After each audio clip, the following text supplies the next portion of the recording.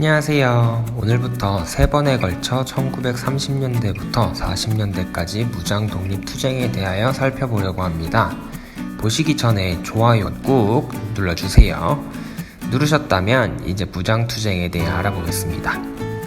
오늘 영상은 조금 길지만 그래도 여러분들이 재밌게 보실 수 있으니까 집중해서 봐주세요. 1920년대 초반 김원봉에 의해 결성된 의열단을 기억하시나요?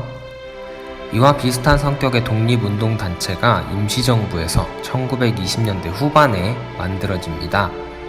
1923년 국민대표회의가 열리면서 여러 독립운동가들이 임시정부에서 탈퇴하죠. 이로 인해 임시정부는 매우 어려운 상황에 처하게 됩니다. 이러한 어려운 상황을 해결하기 위해 김구가 만든 단체가 바로 한인애국단입니다. 한인애국단은 행동 개시 전에 김구와 태극기 앞에서 한인애국단 가입 선서식을 갖고 사진을 찍었다고 합니다. 먼저 그 선서문을 한번 보겠습니다. 한인애국단 선서문.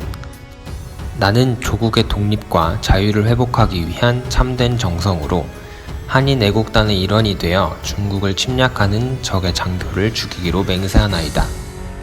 한인애국단의 대표적인 인물이 바로 이봉창과 윤봉길입니다. 이봉창과 윤봉길의 의거는 각 사건인 것 같지만 연결되어 있습니다. 이봉창은 원래 일본에 건너가서 일을 하던 조선 노동자였습니다.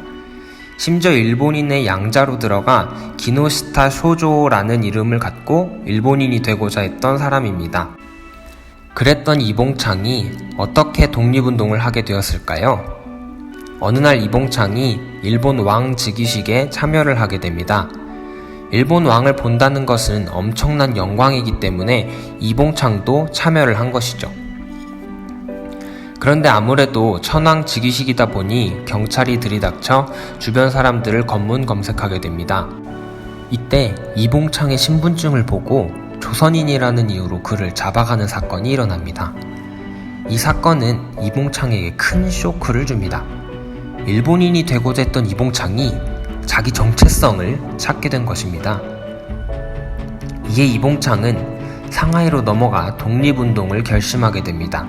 이때 만난 사람이 김구입니다.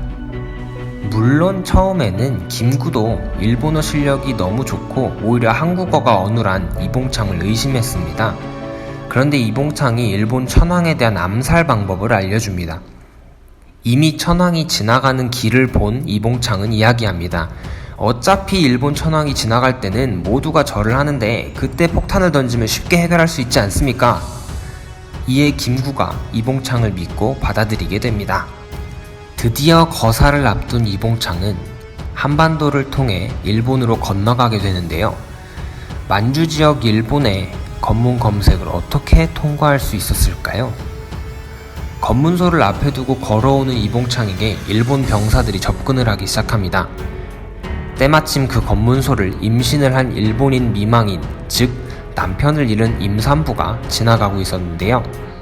이에 유창한 일본어 실력을 바탕으로 이봉창은 그 여자에게 동행할 것을 요청하고 자연스럽게 통과하여 일본으로 넘어가게 됩니다. 그리고 1932년 1월 8일 도쿄에서 일본 천황의 마차에 폭탄을 던지게 되는데 여기서 문제가 생깁니다. 지금도 대통령이나 중요한 사람들이 갈 때는 같은 디자인의 차 여러 대가 함께 줄지어가죠. 이때도 마찬가지였습니다. 일왕이 탄 마차와 같은 디자인의 마차 2대가 같이 가게 됩니다.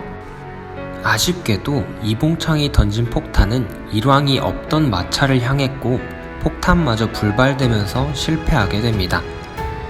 그리고 이봉창은 잡혀 사형에 처하게 됩니다. 이봉창의 이 사건에 대하여 당시 상하이 신문에서 이봉창이 폭탄을 던졌으나 아쉽게도 폭발하지 않았다 라고 보도하게 되고 이에 더해 일본인 승려 5명이 중국인에 의해 폭행당하는 사건이 일어납니다. 이에 화가 난 일본이 자국민 보호를 명분으로 상하이 사변을 일으킵니다. 그리고 이 상하이 사변이 일본의 승리로 끝나면서 두 번째 인물인 윤봉길 의사가 등장합니다.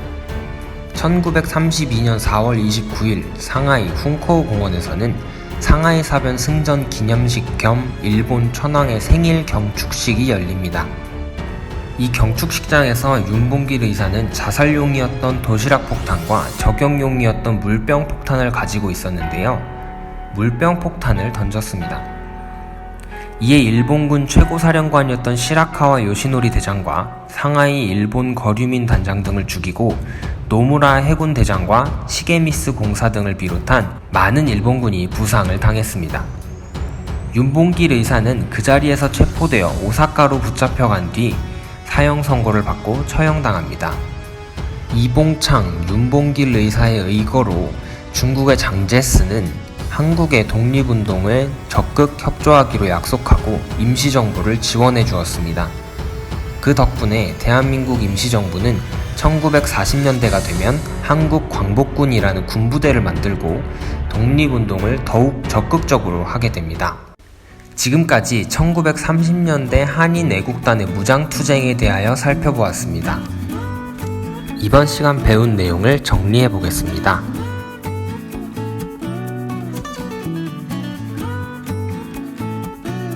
다음 시간에는 무장 독립투쟁 두 번째 이야기, 1930년대 만주 지역에서의 무장 독립투쟁에 대하여 살펴보겠습니다. 오늘 영상이 도움이 되셨다면 구독, 알람 설정 꼭 해주세요. 지금까지 제 영상을 시청해주셔서 감사합니다.